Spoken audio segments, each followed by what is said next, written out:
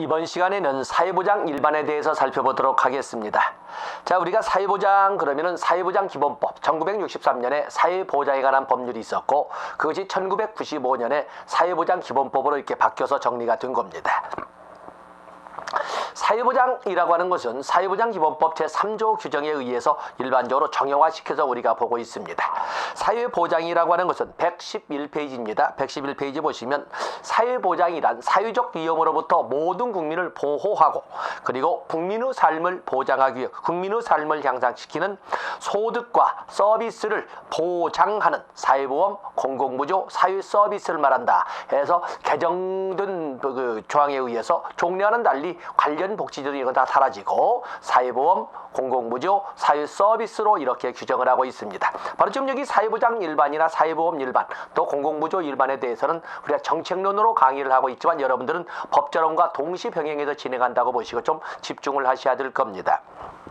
여기 사회보장기본법 제3조 거기 보면은 사회적 위험으로 들고 있는 것 보면은 종래는 5가지였습니다만 여기에 출산, 양육, 빈곤이 신설되어서 8개를 제시를 하고 있습니다. 8개를 열거하고 있는 거죠. 종래 5개에다가 출산, 양육, 빈곤이 첨가된 겁니다. 그리고 사회적 위험의 우선순위, 정부 정책의 우선순위가 되겠습니다만 출산, 양육을 먼저 하고 그리고 세 번째 실업을 넣고 있습니다. 자, 이런 것도 보시면 되겠습니다. 그리고 사회보장의 구체화는 사회보험, 공공부조, 사회서비스로 되어 있다라는 것을 여러분들이 중요 표시하시면 됩니다. 또 그런가 하면 2번, 3번은 여러분들이 보시듯 거기 4번에 보시면 사회보장은 1970년대 사회복지, 복지국가의 위기를 거쳐서 그에 대한 대안으로 스칸디나비아의 길, 북유럽에 또 유럽 대륙에 있었던 노동 감축의 길, 그런가 하면 영미적으로 이끌어졌던 제3의 길까지 이끌어지는 저희 신자유주의에서 제3의 길까지 이루어지는 과정에서 복지다원주의가 우리에게 적용이 됐습니다. 그래서 복지다원주의, 복지혼합의 개념하에서 복지다원주의라고 출제되지 않고 복지혼합으로도 출제된 적이 있었지요. 그래서 복지혼합이란 개념에서 민영화되는 추세이다 라고 보시고 또 사회보장의 기원은 1935년 미국의 사회보장법이라고 정리를 했는데 사회보장이란 용어는 사용하지 않았더라도 현대적 의미의 사회보장의 출발은 비스마르크 사회보험으로 보는 것이 통설입니다. 그래서 용어와는 관련 없이 현대적 의미의 사회보장의 출발은 1880년대 비스마르크 사회보험이다. 그리고 그것이 처음으로 사회보장의 용어가 언급된 것은 1934년 누스벨트의 의회 연설이다. 그리고 최초로 성문화된 것은 바로 1935년 사회보장법이다. 그리고 그것이 국제문건으로 오른 것은 1941년 또는 42년 대서양 헌장이다. 이런 것 등을 우리가 같이 여기 한 줄에 있지만 정리해 보시면 되겠습니다. 그래서 여기 111페이지에서는 우리가 출제 비중으로 반드시 법제론에서도 출제가 되고 정책론에서 출제가 되는 걸로써 사회보장의 목적은 두 가지입니다. 사회적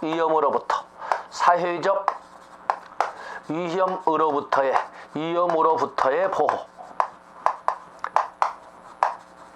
그리고 삶의 향상을 위한 소득 서비스의 보장을 목적으로 합니다. 그리고 이 사회보장의 구체화는 사회보험, 공공부조, 그리고 서비스로 이렇게 구체화를 시키고 있습니다. 그러면서 법제로로 간다면 도대체 이 사회적 위험이란 무엇인가? 바로 이것이 중요한 영역으로 출제가 되면서 신설된 사회적 위험으로서 출산, 양육, 빈곤이 있고 정책 서열에도 출산, 양육이 가장 앞에 있고 그 다음에 실업이 있다는 것, 그만큼 요즘 경기 침체를 정부가 아주 민감하게 받아들이고 있다는 것을 알아주시면 되겠습니다. 다음에 112페이지로 가서 보시면 거기 오면 2번에 3번 사회보장의 특성이 나와 있습니다. 사회보장의 특성. 사회보장이라고 하는 것은 헌법 제34조 2항에 의거해서 국가는 사회보장, 사회복지, 증진에 노력할 의무를 진다 이렇게 되어 있는 것처럼 사회보장에는 국가의 책임입니다. 그래서 3번에 1번 전 국민을 대상으로 하는 정책이다. 소득 보장의 성격으로 국민의 개인의 경제적 곤란에 대한 사회적 개입니다. 그리고 3번에 국가적 의무로서 이렇게 되어 있죠. 국가의 의무이다. 그리고 헌법상 생활권의 이념을 실현하는 제도를 사회보장이라고 한다.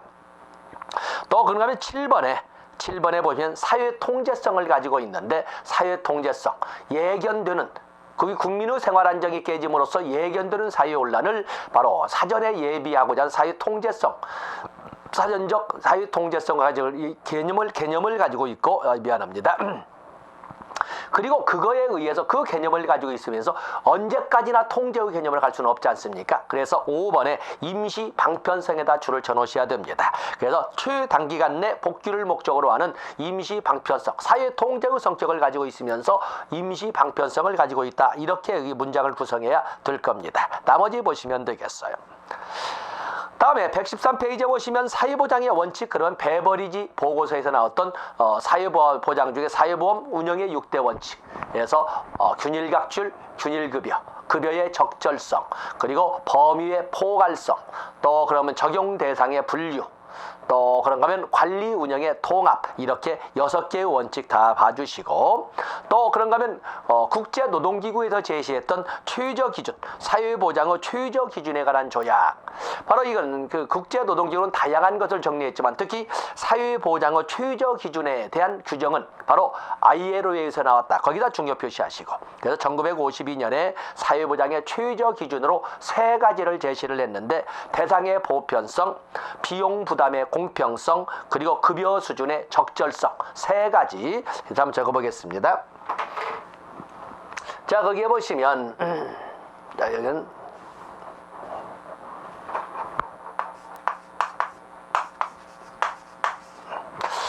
다음에 거기 보시면 사회보장의 원칙, 국제노동기구의 사회보장의 원칙,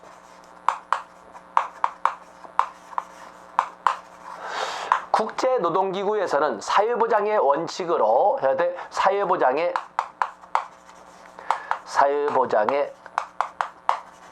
최저 기준을 제시를 했습니다.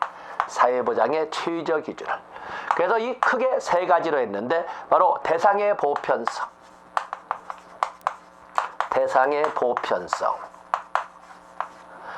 그리고 비용 부담의 공평성,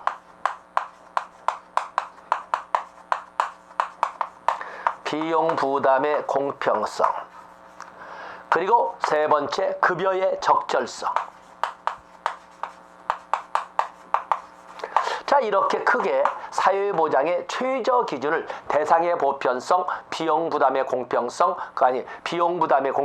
그리고 급여의 적절성, 이렇게 크게 3가지를 제시하되 바로 급여의 적절성의 3가지로 비례급여,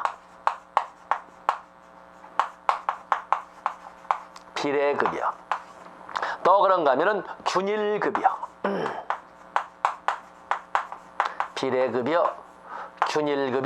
그리고 부담 수준의 원칙, 가족 부양엔 부담 수준의 원칙을 세부 내용으로 설정을 했습니다. 자, 여러분들 교재를 보시면 113쪽에 대상의 보편성은 전 국민을 포괄적으로 적용, 전 국민을 대상으로 해야 된다는 것이 급여의 대상의 보편성. 그다음에 비용 부담의 공평성이라고 하는 것은 피보험자의 경제적 상태를 따라서 말하자면 차등 부담을 시켜야 된다는 거죠. 공동 부담으로 하되 차등 부담으로 경제적 수준을 고려해서 부담시켜야 된다. 그다음에 급여의 적절성, 어떤 것이 급여의 적절성이 될까? 비용 부담의 공평성은 알겠는데 급여의 어떤 경우에 될까라고 할 때 첫 번째 정의한 것이 다음 페이지 넘어가 보시면 비례급여, 기여한 만큼 급여가 돌아갈 수 있도록 해 주어야 한다. 당연한 거지요. 또 그런가 하면 균일급여, 최저한도는 어떤 수급권자에도 최저 수준은 일정 선 이상은 되도록 해야 된다라고 하는 법정 최저 금액을 바로 급여의 균일급여의 원칙이라 하고, 만약에 부가 말하자면 부가적인 비용이 있다면 장애 또는 만성질환 또는 가족 또는 아동 이런 등등에 관련되어서 다양한 부가적인 비용이 필요하다면 그것을 사용하고도 일정선 균일급여 선은 맞춰질 수 있도록 부담 수준을 고려해야 된다 하는 것이 부담 수준의 원칙이 되겠습니다. 그래서 IL에서 제시한 사회보장의 최저 수준, 최저 기준에 대한 것으로서는 적용의 보편성, 비용 부담의 공평성, 그리고 급여의 적절성이 있다. 그리고 급여의 적절성의 세계 비례급여, 당연하죠. 기여한 만큼. 다음에 균일급여, 최저선은 똑같이 아무리 낮아도 최저선은 이상으로. 그리고 부담 수준, 가족 부양의 원칙이라고 해서 부담 수준의 원칙을 넣습니다.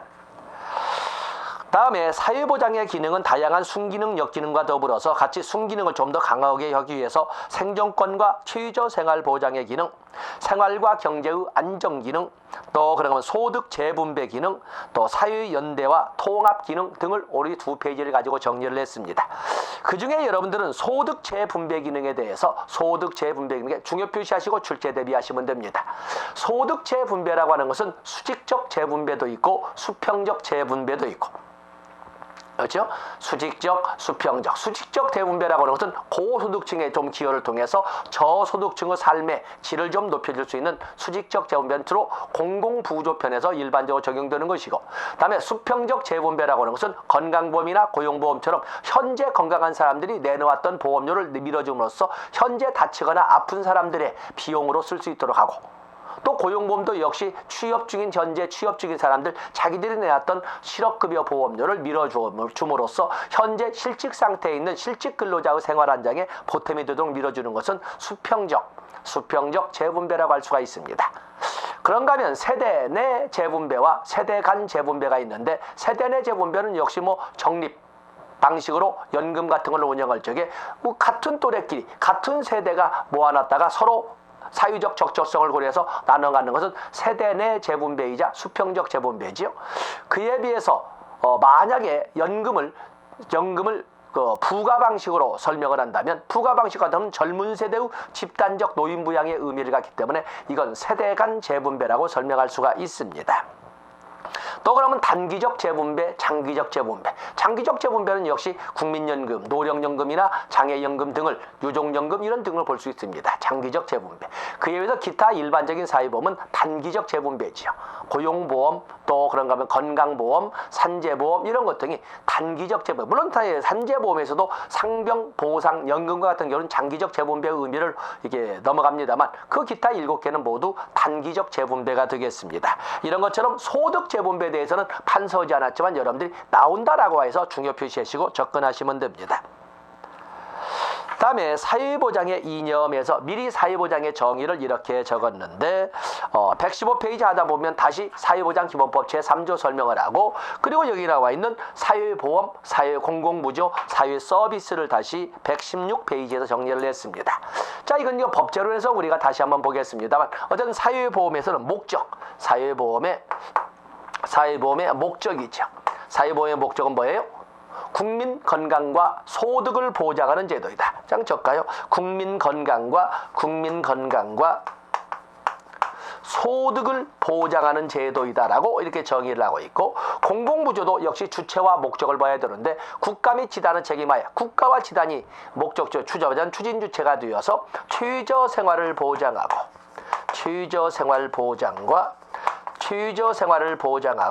자립을 지원하는 제도이다. 이렇게 목적을 정리하고 있습니다. 또 그에 비해서 사회 서비스, 도움이 필요한 모든 국민으로 하여금 모든 영역에서 인간다운 생활을 영위토록 하고 인간다운 생활을 보장하고, 그리고 다양한 방법을 통해서 삶의 질이 향상되도록 지원하는, 그래서 인간다운 생활 보장과 그리고 삶의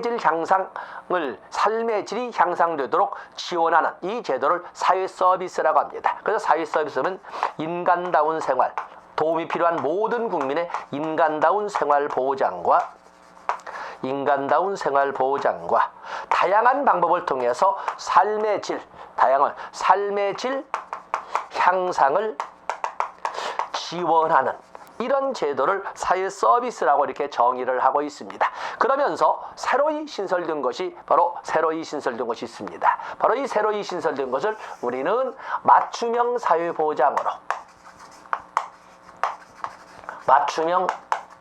사회보장으로 새로이 신설된 것이 있죠.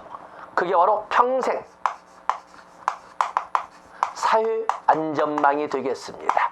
평생 사회 안전망이 바로 신설된 것이 되겠습니다. 평생 사회 안전망. 그래서 좁은 의미로 사회보장 그러면 사회보험, 공공부조, 사회 서비스라고 하지만 새로이 신설된 사항에 평생 사회 안전망, 맞춤형 사회보장제로서 평생 사회안전망이 포함된다면 광의의 사회보장이라고 이렇게 설명할 수가 있습니다. 특히 평생 사회안전망 법제론에서 더 잘 나오겠지만 여기에서도 무조건 나온다라고 보고 중요 표시하거든. 사회보장기본법 제3조는 무조건 나온다 이렇게 보시면 되겠습니다. 다음에 거기 보시면 사회보장의 이념도 있고 사회보장의 운영이 있는데 그중에 사회보장의 운영원칙 한 번도 빠짐없이 나온다고 할 정도로 출제가 되고 있고, 그리고 비용의 부담도 역시 당연히 출제가 되는 영역이 되겠습니다. 두 개의 영역 법제로에서 보기도 하고 여기서는 중요 표시만 하고 넘어갔습니다. 거기 사회보장 제도의 운영의 원칙에 보면은 6개의 원칙이 있습니다. 1항의 모든 국민에게 보편성의 원칙, 다음에 117페이지 2항의 형평성의 원칙, 3항의 민주성의 원칙, 4항의 연계성과 전문성의 원칙, 그리고 5항이 다른 조항에서 이쪽으로 이동이 됐습니다만 책임성의 원칙 또는 책임 분담의 원칙, 사회보험은 국가 책임으로, 그리고 공공부조 및 사회 서비스는 국가 및 지단으로 책임으로 행함을 원칙으로 한다 해서 책임 분담의 원칙이 해서 6개의 원칙을 제시를 하고 있습니다. 다음에 비용 부담에서는 사회보험 2항이 나와 있죠. 2항에 노사정 3자 부담임을 분명히 사회보장기본법에서 언급을 하고 있습니다. 나머지는 읽어보시면 되겠습니다. 다음에 사회보장에 이제 하나하나 사회보험, 공공부조 이렇게 봐야 되는데 거기 보면은 정책론이니까 사회보험은 사회보험이란 뭘까? 사회보험은 여러 학자들이 다양한 정리를 하고 있지만 우리는 118페이지에서 사회보장기본법의 내용을 가지고 간략하게 접근을 하겠습니다. 사회보장기본법에서는 뭐라고 했습니까? 사회적 위험을 보험 방식으로 대처함으로써 국민 건강과 소득을 보장하는 제도라고 설명을 했습니다. 그래서 여러분들 1번에 4번 사회보험이란 국민에게 발생하는 사회적 위험을 보험 방식에 의해 대처함으로써 국민 건강과 소득을 보장하는 제도이다 이렇게 정의를 했습니다. 그러면서 5대 사회보험 여기서 정리하지 않아도 되겠지요? 여러분을 능멸하는 것이 되니까 5대 사회보험 그러면 재정 그리고 시행 순서대로 한번 정리해 보세요. 가장 먼저 만들어진 것은 63년에 제정되어서 64년에 시행된 산재보험일 것이고 그 다음 달에 만들어진 것이 두 번째 의료보험으로 63년에 제정되었으나 시행은 77년도에 시행되고 그리고 99년도에는 국민건강보험법으로 바뀌면서 2000년도에는 국민건강보험제도로 전향 시행된 것이 의료보험이 되겠습니다. 다음에 세 번째는 73년도에 국민복지연금법이라고 만들어진 적이 있었으나 시행도 안 됐다가 86년도에 국민연금법으로 만들어지고 88년도에 시행된 국민연금이 있고, 네 번째는 93년도에 제정되고 95년도부터 시행된 고용보험이 있고, 그리고 다섯 번째 2007년도에 만들어지고 2008년도부터 시행되었던 노인 장기요양보험이 있습니다. 바로 이렇게 5개의 보험에 대해서, 사회보험에 대해서 법률 제정 순서나 또는 시행 순서는 똑같이 산재보험, 의료보험, 국민연금, 고용보험, 노인장기요양보험으로 이렇게 되어 있습니다. 다음에 사회보험의 특성, 사회보험은 당연히 사회적 위험에 대한 대처 방안으로 만들어진 것이다. 사회성. 다음에 위험에 대한 공동 분산의 의미를 갖는다. 보험성. 그래서 사회보험이지요. 그리고 국가가 독점 경영하고 국가라는 공권력이 법으로 강제한다는 점에서 강제성.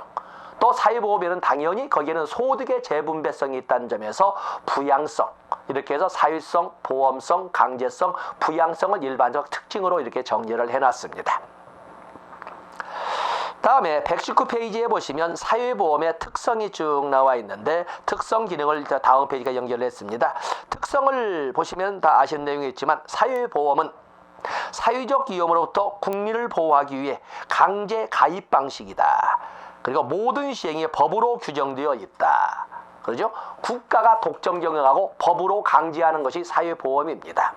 페이지 넘어가시면 역시 국가가 독점 운영한다. 그리고 급여는 권리이다. 그리고 5번에 중위 표시하시면서 사회보험의 재정은 수익자 재정 책임의 원칙이 적용된다. 그렇죠? 급여를 받는 사람이 그에 대한 비용을 내도록 되어 있습니다. 공공부조가 아닙니다. 그래서 수익자 재정 책임의 원칙이 적용된다. 다음에 6번도 5번만큼은 6번도 중요 표시해야 되겠지요. 사회보험은 급여가 미리 급여가 어떤 증명될 것을 요구하지 않습니다. 규정된 욕구에 따라. 이 말은 뭐야? 말하자면 추정된 또는 추정된 법으로 추정해서 이미 성문화시킨 것에 의해서 급여가 발생을 합니다. 규정된 욕구에 따라 또는 추정된 욕구에 따라 급여가 결정이 됩니다. 그래서 5번과 6번은 중요 표시하시면 되겠고, 당연히 사회보험은 미래의 사회적 위험에 대비하는 방빈적, 그래서 사전적, 적극적, 방빈적 이런 성격을 가지고 있습니다. 자, 나머지 좋습니다. 다음에 밑에 쭉 기능은 여러분들이 봐주시고, 밑에 2번에 사회보험의 기본원칙 나와 있지요. 사회보험의 기본원칙. 작은 글씨 안 보더라도 최저생활보장의 원칙. 이때 최저라고 최저생활보장은 공공부조 아니겠느냐라고 할 때 최저생활보장의 개념이 좀 다릅니다. 공공부조는 국가가 어디까지 도와주냐면 최저생활 수준은 되게끔, 상한선의 최저생활이 있습니다. 최저생활 수준은 되게끔 국가가 개입을 합니다. 그에 비해서 사회보험은 아무리 못 줘도 최저생활 수준 이상은 되게끔, 최저생활 수준 이상은 되게끔 한다 해서 최저생활 이상 수준을 보장한다는 것이지 최저생활까지가 아닙니다. 개념이 다릅니다. 다음에 소득 재분배, 다음에 기여 분담, 수익자 재정 책임의 원칙을 본 적이 있었지요. 또 그리고 전 국민을 대상으로 한다는 점에서 보편주의의 원칙, 사회보험의 기본 원칙으로 최저생활보장, 소득 재분배, 기여분담, 보편주의를 이렇게 원칙으로 했습니다. 다음에 사회보험과 민간보험의 비교가 이렇게 쭉 나와 있는데, 사회보험과 민간보험의 비교가 나와 있습니다. 자, 이건 사회보험과 민간보험의 비교에 대해서는 여러 공통점이라고 하는 것은 결국에 거기 보편적 유사성과 차이점으로 설명을 했는데, 거기 유사점만 보고 차이점은 여러분들이 그 비교표를 통해서 공부하시면 됩니다. 사회보험과 민간보험이라는 것은 결국에 사회적 위험을 이전시켜서 정해진 위험을 공동으로 분담한다는 어떤 보험성이지 않습니까? 또 모든 조건이 구체적으로 명시되어야 된다. 명확한 계산을 필요한다. 근데 이 명확한 정도가 민간보험은 아주 명확한, 그에 비해서 사회보험은 어느 정도 명확한, 이렇게 하면 명확성의 치밀성은 좀 다르겠으면 명확한 계산을 필요로 한다. 그리고 충분한 기여금과 보험료를 필요로 한다. 그런데 민간보험은 아주 충분한, 절대적으로 충분하고 정확한 아주 충분한 보험료를 요구하는데, 사회보험은 어느 정도 충분한, 그래서 그 치밀성이 또 역시 마찬가지로 정확한 이란 단어처럼 어느 정도 사회보험은 융통성이 있습니다. 그리고 조금 전에 본 것처럼 사회보험이나 민간보험도 마찬가지로 어떠한 증명된 욕구를 요구하지 않아요. 규정된 또는 추정된 또는 예견된 욕구에 근거하여 급여를 결정을 합니다. 그래서 5번 역시 중요 표시하시고, 사회보험과 민간보험은 사회 구성원에게 경제적 안정을 제공함으로써 사회 전체를 유익하게 한다 하는 것도 여러분들이 같이 봐주고 넘어가시면 됩니다. 다음에 사회보험은 강제적 가입이 원칙이지만 민간보험은 자발적 가입이 원칙이다. 사회보험은 최저 소득만 보호하지만 그 다음부터는 기여 분담의 기여급여에 의해서 비례급여에 의해서 기여 한번 가져가지요. 민간보험은 개인의 희망과 지불 능력에 따라 더 많은 양의 보호를 받을 수가 있다. 따졌습니다.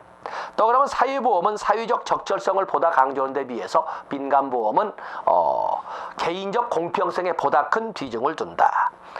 또 사회보험 급여 제공의 근거는 법에 되어 있지만 민간보험은 계약서로 되어 있다. 자, 이런 등등을 포함해서 122페이지로 가서 보시면 사회보험과 민간보험의 비교표가 이렇게 나와 있습니다. 비교표. 다음에 사회보험과 공공부조의 비교를 보시면 사회보험과 공공부조의 비교도 역시 나와 있죠. 사회보험이라고 하는 것은 사전적, 적극적, 예방적, 방빈적 이런 성격을 하는 데 비해서 공공부조라는 것은 사후적, 소극적, 그렇죠? 사후적, 소극적, 치료적, 또 구빈적 이런 성격을 가지고 있다는 것을 우리가 알 수가 있습니다. 그래서 거기 뭐 미리 여기다 붙여놨습니다만 사회보험과 공공부조도 비교표를 가지고 좀 그 근대에 한 2, 3년간 뜨끔했거든요. 그래서 다시 한번 여러분들 시험 전에는 읽어봐 주시기 바라겠어요. 다음에 이제는 공공부조를 별도로 다뤘습니다. 공공부조도 역시 사회보장기본법에 의해서 공공부조라고 하는 것은 그 공공부조의 개념 자체가 공공부조란 국가 및 집단의 책임하에 생활이 어렵거나 생활을 유지할 능력이 없는 국민의 최저 생활을 보장하고 자립을 지원한 제도이다. 최저 생활을 보장하고 자립을 지원한 제도이다. 여기서는 간단히 정책 논의가 이렇게 있습니다만은 법제론에 가게 되면 사회보장기본법 제3조라고 하는 것은 공공부조의 6대 원리 중에 4대 원리를 끄집어냅니다. 국가 책임의 원리, 국가 및 집단의 책임하에 누구를 대상으로 생활이 어렵거나 생활을 유지할 능력이 없는 국민의 생존권 보장의 원리. 다음에 최저 생활을 보장하고 최저 생활 보장의 원리. 네 번째, 자립을 지원하는 제도이다. 자립 지원이나 자활 조성의 원리. 이렇게 네 개의 원리를 바로 사회보장기본법 제3조에서 하기 때문에 여기에서는 그냥 학적으로 이렇게 접근합니다만 법조문 사회보장기본법 3조 꼭 가지고 가셔야 됩니다. 자, 거기 사회보장의 공공부조가 이 123페이지 별도로 나와 있는데 거기 공공부조에 대해서는 여러분들은 2번과 3번 공공부조란 국가가 국민의 생존권을 보장하기 위해 해서 2번과 3번으로 읽어보시고 넘어가시면 되겠습니다. 124페이지 가서 보시면 최근에 강조되는 것이 바로 공공부조와 근로연계복지가 되겠습니다. 거기 공공부조와 근로연계복지를 이렇게 보시면 공공부조와 근로연계복지를 보시면 공공부조 보면은 공공부조 오늘날 현대사회의 공공부조의 영향을 미치는 근로연계복지였어요.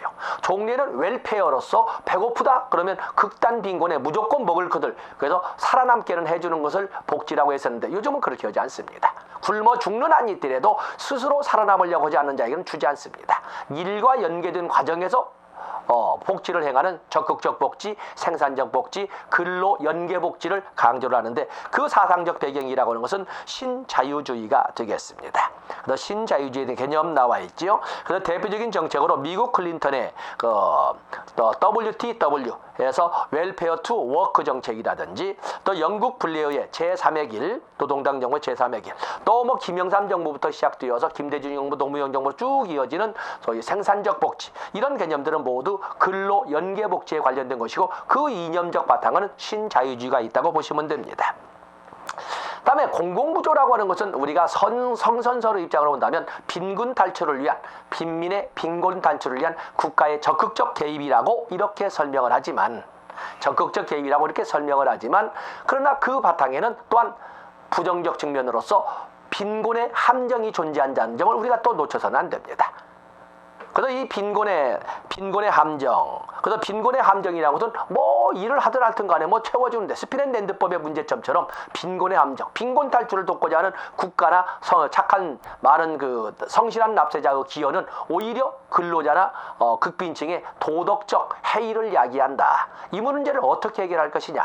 해서 이제는 채워주기보다는 소득공제, 근로연계복지라고 하면 소득공제와 같은 방법을 통해서 스스로도 노력을 해야 되지 무조건 살려주는 것은 아니라는 것을 인식하도록 하고 있는 것입니다. 스스로도 살 수 있어야 한다는 것을 인식하게끔 이렇게 만들어주는 것이 바로 소득공제가 되겠습니다. 거기 소득공제, 자 여러분들 보시면 빈곤의 함정을 124페이지 보겠습니다. 빈곤의 함정이란 높은 수준의 사회보장급여는 빈민에게 자력으로 일을 해서 가난에서 벗어나게 보다는 사회보장급여에 의존하여 생계를 해결하는 의존심을 갖게 하여 결국에 가난에 정체되어버리는 현상을 말한다. 결국에 복지라고 하는 것이 근로요인을 떨어뜨려서 빈곤 탈출은커녕 오히려 더 깊숙한 빈곤의 늪에서 허덕이게 만든다는 것을 빈곤의 함정이라고 합니다. 그래서 이 빈곤의 함정이 있기 때문에 그거에 대한 대책으로 만들어진 것이 신구빈법, 1834년 개정구빈법에서 제시했던 열등처우의 원칙에서 그에 대한 대책을 제시했던 겁니다. 빌어먹는 것이 얼마나 험한 이 인격적 모멸감을 느끼게 해주는지를 알게끔 만들어주는 거였지만 여전히 빈곤의 함정은 존재를 합니다. 그래서 오늘날 빈곤의 함정을 극복시키기 위해서 만든 것이 그 여전히 근로 열등처우의 법칙은 있지만 또한 소득공제가 있는데 소득공제 EITC가 나와 있죠. 소득공제. 거기에 소득공제 보면은 저소득층의 근로 의욕을 고취시키기 위해 최저생계비 이하 가구가 사업소득이나 이자소득이 아닌 근로소득이 있을 때 지원금을 정해진 비율대로 추가해 보존해 주는 것을 그 소득공제라고 합니다. 일정 것을 비율대로 추가해 지원하는 것이지 무조건 스피렌랜드법처럼 완전히 굶지할 만큼 완전히 채워주지는 않는다는 겁니다. 그래서 국가도 도와주는데 너는 더 열심히 해야지. 그런데 스피렌랜드법에서는 국가가 도와주면 그냥 먹고 살 수 있었어요. 그런데 이제는 소득공제 EITC, 지금 우리나라는 그 다음 시간에 진행할 근로장려세제가 되겠습니다만, 근로장려세였던 이런 소득공제는 국가가 도와주더라도 네가 당사자가 노력하지 않으면 굶기는 마찬가지라는 느낌을 갖게끔, 그래서 근로윤이 떨어지지 않게 만드는 이런 제도가 소득공제제도가 되겠고, 빈곤의 함정에 대한 국가 대책이라고 하시면 되겠습니다.